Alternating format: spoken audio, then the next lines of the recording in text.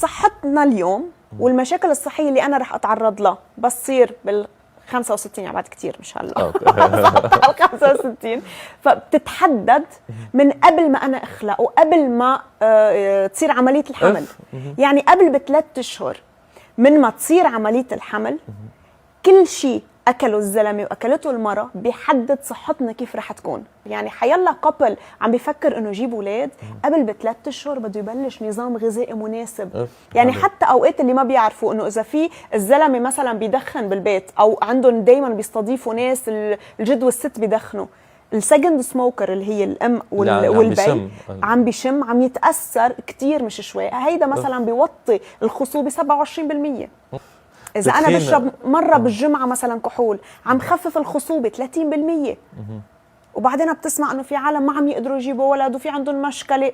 ما هي من نوعية الأكل اللي نحن عم ناكلها.